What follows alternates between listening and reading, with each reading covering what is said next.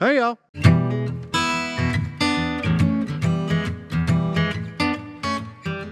Welcome back to Andy's Little Homestead. As y'all saw in my last video, our off-grid chicken camper is heated with dinosaurs. Dinosaurs are expensive. Trees are much cheaper than dinosaurs. So today, we're gonna be installing a wood stove in the off-grid chicken house. But not just any wood stove. My wife went on Marketplace and found the most Beauty and the Beast nonsense that I've ever seen in my life. I mean, seriously, this thing looks like it's gonna come to life and start singing with a teapot. We picked this thing up for $100 and it will probably hold logs on fire safely. I couldn't find much information on it other than what's written on it. It's a signal oak.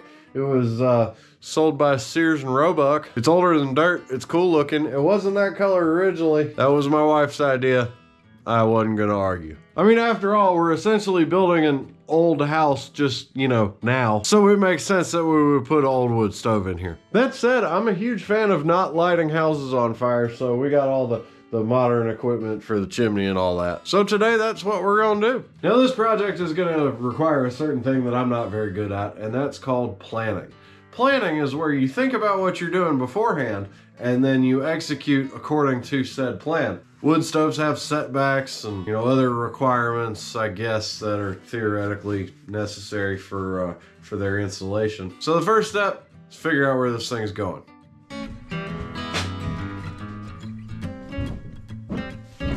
Right about there looks good.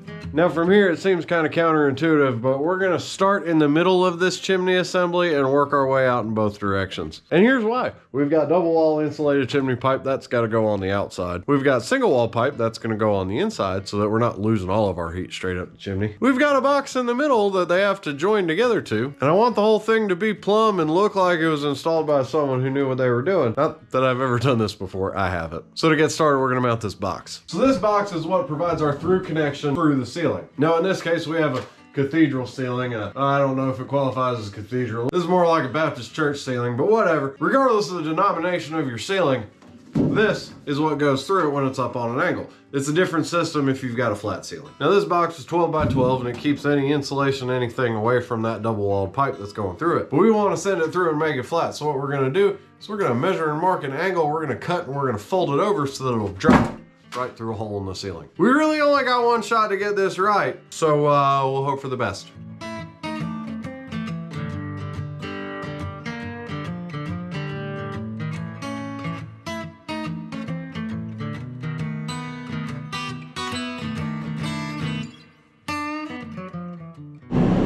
And there we go, got a nice clean cut. Sorry about the background noise, I had to break out the dinosaurs. It's like 12 degrees outside and that means it's 12 degrees inside too. So we'll put it up on the ceiling to mark our hole.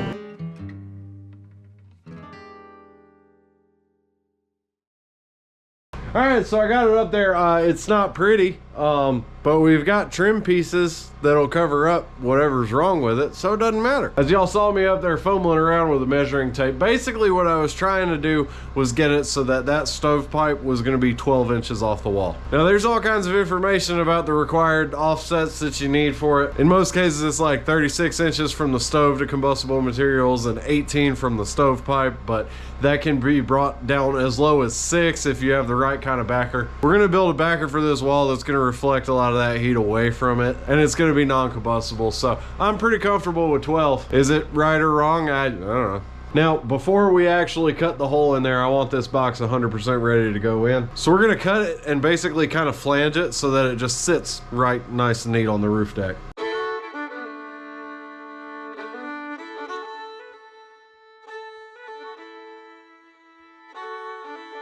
All right, so we got everything bent up, got a nice little flange on there that should sit right down into the roof deck. So I'm trying to do this as efficiently as possible, and I don't want to leave the roof open for any longer than I need to. But now that we've got our location marked out, we will actually be able to set up the final location of the stove itself, just with a little bit of basic measuring. So I've got this cement board here that we're gonna lay down as the base of our hearth. Eventually I'm gonna do some field stone on top of it, but it's freezing, I can't do it right now. We're gonna lay that down and use a plumb bob from the top to basically mark out where that box is. We can center up where the pipe's gonna go and then center the stove on that.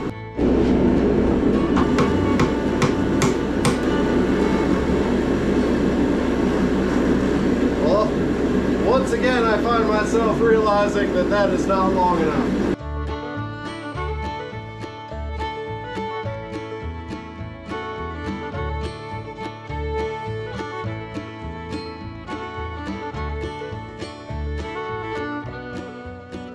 All right, so I guess I should explain what I did there. I went from the corner of the box down to the board, and what I'm really looking for is just the center of the pipe is the number that I'm looking at. Well, the box is 12 inches wide, so center of the pipe is 6 inches over. I marked the center of the cement board itself and then over 6 inches, line that up with the plumb line, and now I know that my cement board is going to be in the exact right spot to center the stove on it. I am gonna go ahead and nail down the cement board because I'm confident in my measurements, but I guess it's probably something that could be done later. I don't really know. I'm making this up as I go.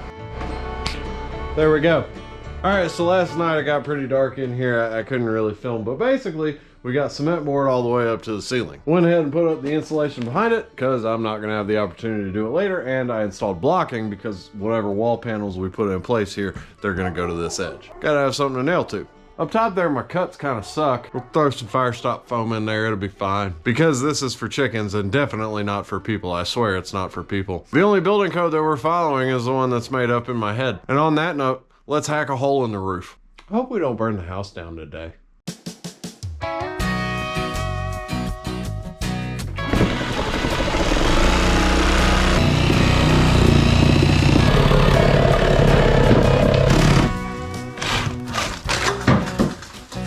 All right, so before I climb up on the roof, I'm gonna make sure that everything fits in the hole like it's supposed to.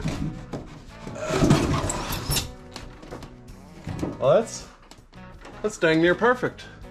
Good. Get in your hole.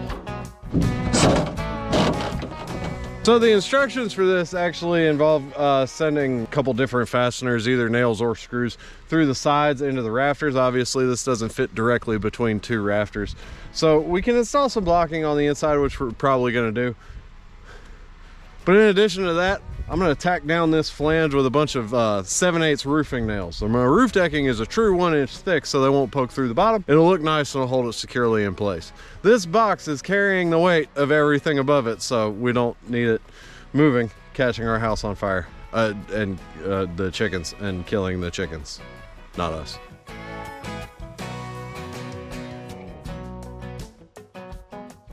All right, so from here, we're gonna go ahead and assemble the outside chimney section. There's a bunch of different parts. I'm gonna run through them. It might not make sense until I put them in. So just bear with me, or don't. Just watch something else. Literally, whatever. We got our double walled insulated chimney pipe sections. We've got this adapter that goes to the single wall that's gonna be inside. That collar on the inside there, that's gonna hold the double walled section to the box, or at least set the height of the double walled section in there. Rain cap for the very top. Then the pipe jack, that's gonna direct any water or snow on the roof around it so it doesn't fall through the hole. You know, kind of like it's doing right now. That's it for the outside stuff. Let's put it together.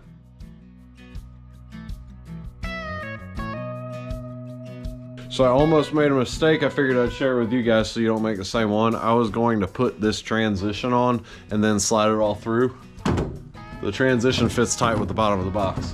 It won't fit through there if I try. This will go on after.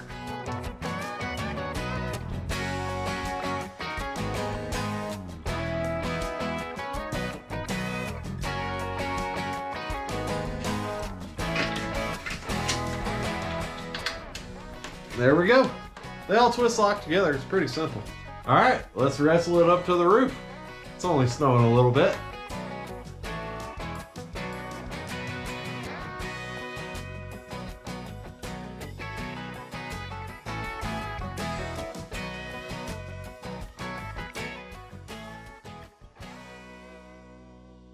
All right, so we got it up in place. It's sitting down in the box so the little flanges match up there. It's more or less locked together. Still real wobbly. I'm gonna go ahead and nail off this roof jack, and then I'm gonna bring that collar down over that, seal around the top, and she'll be good to go.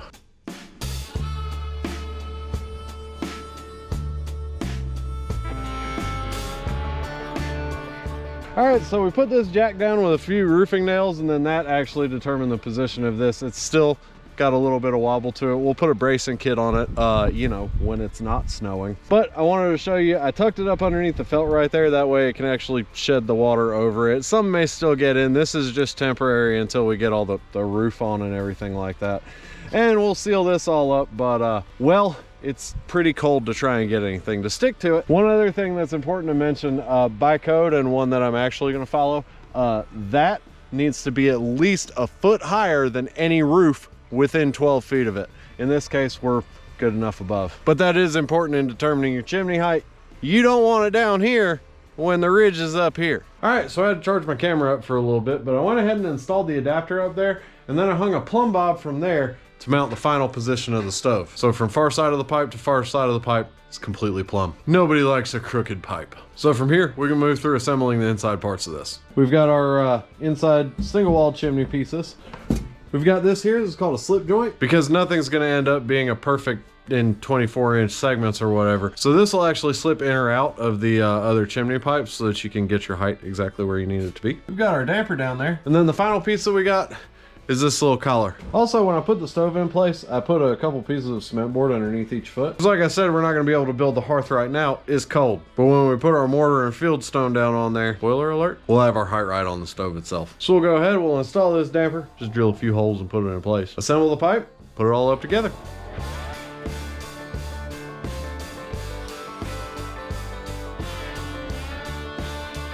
Took a little bit of tactical finagling to get that through there, but there's our damper.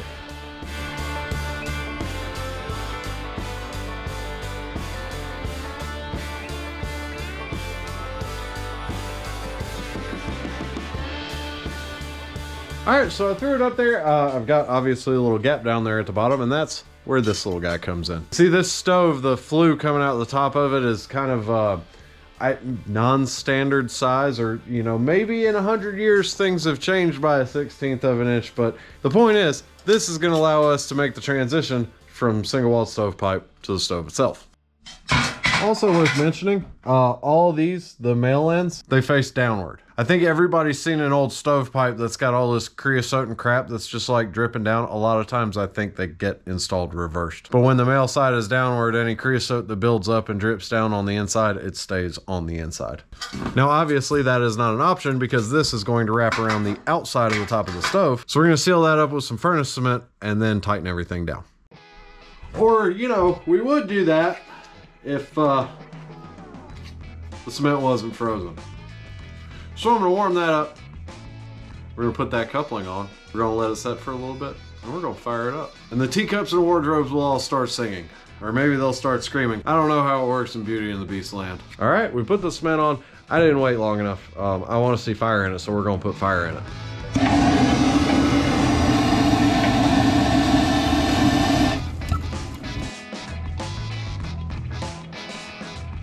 All right, y'all, seems to be working pretty well. I really like being able to light it from underneath and leave that door open. It seems to, it just like turbo drafts. It's freaking awesome. Obviously, we'll shut that down after the wood starts burning, but for now, that's a really good way to get it going. So we got a good start.